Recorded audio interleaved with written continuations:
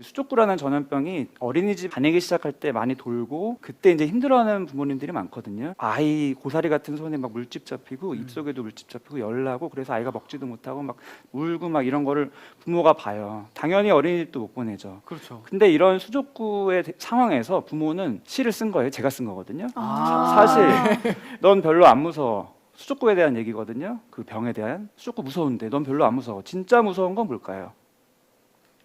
어린이집 못 보내는 겁니다. 이런 얘기를 제가 드리면은 이제 지금 초보 부모님이나 아니면 또 아이가 뱃속에 있는 분들, 오 이거 방송 꺼야 되는 거 아니야? 방송 좀 이상한데? 이런 생각이 들면서 잘 이해가 안 되실 텐데 그 이유가 뭐냐면 물론 아이가 아프면은 부모가 돌봐야죠. 사랑하는 내 자식 내가 대신 아파주고 싶고 정말 이런 마음이 간절해요. 근데 우선은 간병은 해야 되고 낮에도 보고 밤에도 보고 이거를 계속 하다 보면은 하루 이틀이면은 괜찮은데 이 수족구라는 게 법정 전염병이어서 일주일 동안 어린이집을 못 가게 제정이 돼 있어요. 옮길까봐. 그래서 그 동안은 어린이집 보내던 사람도 집에서 고스란히 애를 봐야 되는 거예요. 나의 계획이나 여러 가지 스케줄 다 올 차단. 그런 상황에서 낮이고 밤이고 애를 보다 보면 아픈 애한테 내가 잘해줘야 된다는 건 머리로는 아는데 몸이 지쳐요. 하루 이틀 지나면서 몸도 지치고 잠도 못 자서 막 정신도 없고 인지기능 떨어지고 이런 상태에서 아픈 애한테 화를 내게 됩니다. 그러면 또 돌아서서 후회해요. 내가 아픈 애한테 화를 냈구나. 더 열심히 사랑해줘서 케어해줬나. 이런 식의 심리적인 고충을 진짜 많은 분들이 겪어요. 저 역시 마찬가지였고. 쉽게 말하면 이제 긴병에 효자 없다는 거죠. 근데 코로나 시기에 진짜 긴병이 나타나는 거예요. 그때 초창기 때 한 3, 4월 때 다들 이제 엄마분들이 멘붕에 빠졌어요. 저도 이제 주에 양육자라서 지금 일을 막 다 조절했죠. 진료도 저녁으로 다 보고 아내 퇴근할 때까지 제가 또 애 보고 그동안에 이제 많은 분들이 초반에는 좀 좋게 생각했어요. 이렇게 된 거 내가 평소에 바쁘다고 못 해줬던 거 엄마표 놀이도 막 만들어서 해주고 또 이제 엄마표 음식 막 구첩반상해서 이제 열심히 먹여주고 그걸 또 이제 찍어가지고 SNS 올리자 이런 식의 붐이 좀 있었거든요. 근데 이제 이런 거 하면서 서로 으쌰으쌰했는데 이게 안 끝나는 거예요. 언제 끝날지 모르니까 병원에 계속 되다 보니까 이게 점점 그 다음에 시간이 지날수록 안 올라오기 시작하죠. 근데 이제 그때 저는 사실 이제 균형 육아에 대한 관점을 늘 말씀드리던 입장이었기 때문에 SNS에 제 사진 올렸어요. 제가 아이들을 어떻게 먹이는지. 애들아 밥 먹자 시리즈를 이제 매주 올렸어요. 밥 먹을 시간이다. 밥이 9첩이 아니라 그냥 1첩이네요. 1첩. 가장 손쉬운 치즈 하나 밥 하나, 김 하나 밥 하나, 참치 하나 밥 하나. 이걸 올린 이유는 뭐 실제로 이렇게 먹이는 부분도 물론 있지만 아이를 물론 잘 먹이는 것도 중요하지만 부모가 아이를 잘 먹이는 것 때문에 너무 신경 쓰고 너무 스트레스 받아서 몸이 지치고 그러면은 오히려 내가 애한테 더 양질 양육을 못 하게 되는 거예요. 스트레스를 받아요. 네, 그렇죠. 저는 이제 정신과에 살아서 사람의 일생을 보거든요. 어렸을 때부터 성인 된 이후 거의 뭐 중년, 노년까지 계속 쭉 보다 보면은 생각 드는 게 뭐냐면은 사람은 정말 고귀한 존재고 참 만류의 영장이고 뭐 이런 생각이 드는 게 아니라 사람은 생각보다 형편없구나. 생각보다 별로구나. 사람을 비하하는 게 아니라 이게 동물적인 어떤 신체적인 한계에 갇혀질 수밖에 없는 거구나. 아무리 이성적이고 그런 부분이 있어도 이 신체적인 본능적인 영역을 어떻게 할 수가 없는 거구나. 그래서 그 부분을 좀 인정하고 잘 관리하는 게 진짜 중요하구나를 늘 깨달아요.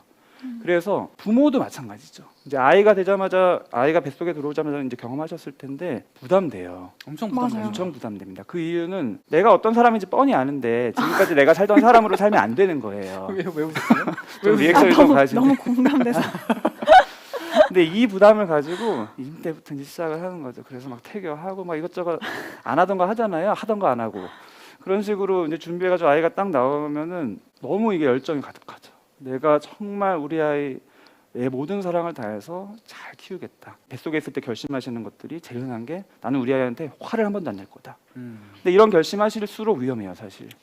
그게 화를 내고 안 나고는 내가 컨트롤하는 게 아니라 그 이면에 있는 부분을 관리해야 되는 건데 의지로 나는 화를 안 낼 거다라는 결심을 하고 들어가면 결국에는 이게 참았다가 터지거든요. 그러니까 계속해서 쌓인다 이 그쵸, 말씀이시죠? 그쵸. 초보만 분들 또 예빈만 분들은 너무 조급하고 막 당장 아이가 나오면 내가 막 어떻게 열심히 해야 될 것 같고 또 아이가 초창기 때 단계들이 다 있고 막 깜깜한데 봐도 그렇고 할 게 너무 많고 정보가 너무 많고 마음이 되게 불안하고 조급하거든요. 근데 제가 꼭 드리고 싶은 말씀은 길다는 거예요. 짧게 끝나면은 사실 내 모든 에너지를 다해서 그냥 올인하면 돼요. 짧게 끝나면 뭐 1, 2년 안에 끝날 거면. 근데 육아라는 게 생각보다 길어요. 얼마나 해야 될 것 같아요? 부모 역할. 들은 거는 네. 이제 뇌가 뭐 6살까지 큰다고 아, 네. 6세 이전에 뇌 발달이 폭발적으로 되니까 이때 엄청 집중해야 된다고. 그것 때문에 되게 압박감이 되게 심해요, 사실. 그렇죠. 압박감 네. 엄청 큰데 그런 식으로 접근하다 보면은 이게 돌 전에 뇌가 진짜 중요하고 그다음에 맞아요. 돌에서 세돌 중요하고 맞아요. 세돌까지 뭔가 열심히 하면 그다음에 네. 이제 뭔가 애가 좀 사람이 될 것 같잖아요. 똑같아요. 음. 뭐 저희도 이제 연애할 때랑 결혼하고 네. 나서 다른 사람이 아니잖아요. 그렇죠. 똑같은 사람이고 뇌 발달 얘기 말씀드리면은 뇌라는 게 영역이 여러 가지가 있는데 정말 이 가장 인간다운 영역 전전두엽이라고 하는 자기를 조절하고 관리하고 좀 참을 수 있고 이런 능력 보통 부모님들이 아이한테 바라는 능력이죠. 이 능력은 20대 중반까지 커요. 아. 뇌가.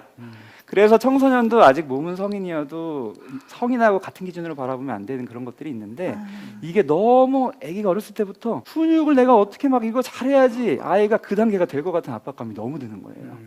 근데 그게 아니라는 거예요. 단계들이 다 있고 아주 천천히 아이는 발달해요. 6세 아까 말씀하신 것도 네. 그 미취학 만 6세 전까지는 좀 우뇌와 관련된 부분들이 많이 자란다고 하죠. 그래서 막 뭐 논리 이런 거는 사실 초등학교 간 이후로 확 늘어나는 거고 논리보다는 약간 감정 쪽. 감정, 정서 이쪽은 신체적인 발달 이쪽은 어렸을 때부터 교감도 할 수 있고 몸도 사실은 아이가 조금만 크면은 막 걸으면 그냥 바로 뛰어요. 그래서 아. 거의 뭐 활동하는 거 보면은 이 대근육은 엄청 빨리 크고 아. 근데 소근육은 조금 더 느리게 크고 이게 다 다르거든요. 예. 근데 겉으로 봤었을 때는 애가 커가는 것 같으니까 이제 사람 되는 것 같구나. 그래서 기대치가 더 올라가요. 내가 이렇게 가르쳐주면 훈육하면 알아듣겠지. 알아듣는 것 같거든요. 실제로 조금씩 알아듣기도 하고 예, 그러니까 예. 또 기대감이 많이 예. 생기기도 하죠. 근데 세 돌 이전까지는 이게 알아는 듣는데 예. 하기 싫은 거예요. 아. 그러니까 쉽게 말하면은 동물보다 좀 못해요. 반려동물보다 못할 수 있어요. 아. 근데 부모님의 기대치는 이미 인간인 거예요. 음. 전두엽이 발달해서 말하는 거 다 알고 나의 미래를 예측해서 내가 이 상황에서 이 선택을 했다가는 나중에 부모님의 더 안 좋은 피드백이 오고 이런 거를 생각을 할 수도 없고 생각을 해도 그래도 난 이게 땡겨 이런 식으로 기대치를 좀 낮춰줘야 돼요. 그게 그렇죠. 오히려 아이를 볼 때 이 발달에 맞춰서 좀 기다려주고 이런 게 되거든요. 그래서 훈육을 할 때 되게 중요한 게 조급하지 않아야 돼서 조급하지 마세요. 좀 기다려주세요. 이런 거 뭐 책 보면 다 나오죠. 근데 육아를 하다 보면 조급하지 않을 수가 없어요. 마음이 항상 긴장되고 조급하고 불안하고 그게 쫙 긴장되다가 확 깔아지면 이제 그게 우울증이고 이런 거는 계속 악순환하는 게 이제 부모의 삶이어서 제가 우선은 포커스를 맞춰서 가장 중요한 거를 말씀드리고 하는 게 육아는 생각보다 길다. 최소한 20년 이상의 부모 역할을 해야 돼요. 요즘에는 특히 다 성이 되기 전까지 최소한 관리해줘야 되잖아요. 그렇죠. 부모로서. 요즘에는 특히 코로나 때문에 온라인 수업을 또 챙기는 게 이게 보통 일이 아니에요. 그렇다면 예전에는 학교에서 선생님들이 하시던 거를 이제 집에서 부모님이 다 다 챙겨줘야 챙겨주고 돼서 다 세팅해줘야 되고. 저도 이제 상담하시는 분들 뭐 초등학교, 중학교, 고등학교까지 부모님 다 있는데 지금 코로나 때 너무 힘들어요. 아, 네. 그럴 것 같아요. 네, 근데 이게 언제까지 갈지 모르는 거고. 네. 그래서 아이를 잘 키우려면은 진짜 꼭 가져야 되는 관점이 생각보다 길다. 마라톤 이제 사진인데 20년 이상의 마라톤이다. 근데 많은 분들이 처음부터 100m 달리기인 줄 알고 하는 거예요. 3년 바싹 하면 그다음에 평화가 찾아온다는 식으로. 아직까지도 그런 얘기가 되게 많은 것 맞아요. 같아요. 근데 네. 이제 그게 여러 가지 또 이렇게 오해와 여러 가지 편견들로 이루어진 그런 게 좀 있는데 육아는 무조건 길어요. 그건 제가 확실히 말씀드릴 수 있고 저의 직접 경험이기도 하고 상담 때 느끼는 간접 경험이기도 하고 마라톤과 100m 달리기의 가장 큰 차이가 뭘까요? 전력을 다하지 않는다. 그렇죠. 작전이 전혀 다른 거예요. 네. 마라톤은 전력 당하면 무조건 망하죠. 중간에 포기하게 되는 경우도 있고 포기 안 하더라도 어쨌든 끝까지 가는데 굉장히 성적이 낮을 거죠. 그렇죠. 그래서 제일 중요한 기술은 페이스 조절. 내 페이스를 내가 알고 길게 보고 조절해서 할 수 있어도 안 하는 요게 되게 중요해요. 아. 할 수 있다고 하는 게 아니에요. 근데 요 할 수 있어도 안 하는 요 타이밍에 부모님들은 되게 자책감을 가져요. 왜 자책감을? 왜냐하면 내가 아이를 위해서 최선을 다해야지 그게 할수 좋은 있을 부모 것 같으니까. 마음은 알죠. 저도 그러고 싶고. 근데 부모님은 사람이라는 거예요. 신체적인 한계 안에 갇혀 있고 내 주변 여러 가지 스트레스 상황이나 신경 쓸 너무 상황 가운데서 정서적으로도 흔들릴 수 있는 사람이라는 거. 그래서 페이스 조절을 해서 가야 되는 게 진짜 중요한 것 같아요. 그걸 균형 육아라고 제가 말씀드리는 거. 페이스메이커라고 해가지고 옆에 같이 가는 사람도 있는데 그렇죠. 어떤 사람이 갑자기 뿅 앞으로 달려가면 본인도 막 가야 될 것 같고 막 그런 생각. 그게 진짜 심해요. 예를 들어서 그렇죠. 그렇게 하는 건데 그 주변에 있는 엄마들, 특히 그렇죠. 뭐그 문센 같은데 가면 다른 애기들은 아. 막 이미 하고 있는데 우리 애기는 왜 이렇게 그럴까 이런 생각도 아, 많이 맞아요. 하고. 저도 이제 문센 다 데려가서 네. 그런 거 경험해봤어요. 예. 18개월 애들은 사실 돌아다녀야 되는데 딱 앉아 있어요. 저희들이 돌아다니는 있는 거예요. 다른 그러면 애들. 이제 마음이 우리 애가 뭐가 문제가 있나 이런 생각이 들 수 맞아요. 있어요. 근데 네. 그건 아이의 기질마다 다른 거고 전혀 문제가 아닌데 그런 식으로 어른이 되어가는 성숙한 과정 쪽에 포커싱이 맞춰져서 우리 아이의 기질이나 발달을 고려하지 않은 채 앞으로 달려가는 사람을 쫓아가면서 불안해지는 이 느낌이 지금만 있는 게 아니라 계속 있어요. 유치원, 초등학교, 중학교, 아. 고등학교 계속. 그래서 내 중심 잡는 게 진짜 중요하다. 박진영 씨가 몇 년 전에 노래 잘하는 비법, 공기 반, 소리 반 이제 이런 명언을 하셨는데 저는 그래서 균형 육아를 아이 반, 부모 반. 아이도 중요하지만 이 부모 신경 쓰는 게 나 신경 쓰는 게 진짜 중요하다는 나 거예요. 스스로 예, 신경 쓰는. 나를 신경 써야지 페이스 조절을 할 수 있지. 아이 쪽으로 쏠리다 보면은 내 간 쓸개, 뭐 나의 체력, 뭐 나의 정서 모든 걸 다 쏟아내서 아이한테 주게 되거든요. 물론 그게 바람직한 부모처럼 여겨질 수 있어요. 100% 희생과 헌신과 사랑.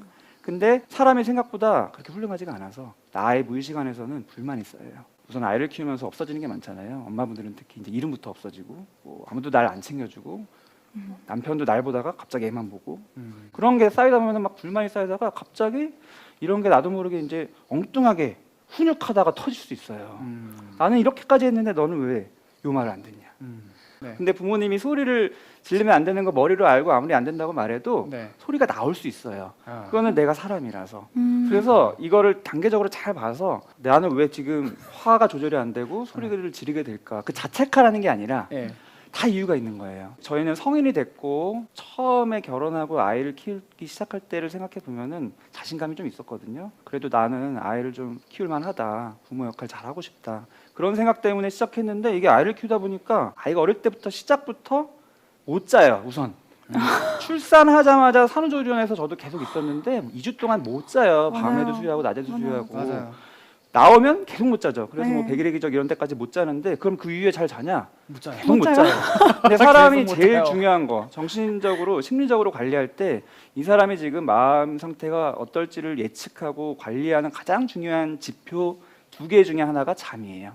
그래서 누구든지 잠을 못 자면 성격이 이상해져요. 자기가 원래 이상한 사람이었다가 발현되는 게 아니라 괜찮은 사람이었어도 충동 조절이 안 되고 감정 조절이 안 되고 그런 상태인 거예요. 근데 엄마들이 그런 상태로 계속 사는 거예요. 계속 처음부터. 그러니까 자꾸 이렇게 소리를 지르게 되고. 그렇죠. 그래서 처음부터 소리 안 지르는 이유는 그래도 내가 힘들어도 의지로. 그래도 참는 나는 거. 모성애, 아. 희생.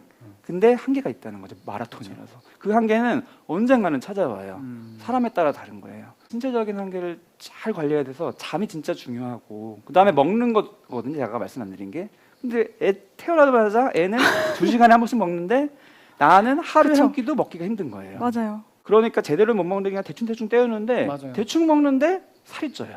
어. 그 단계가 이제 나중에 오는데 또 남들이 보면 몸매 관리도 안 하고 엄마가 마음 편한가 보다. 그냥 아닌 거예요.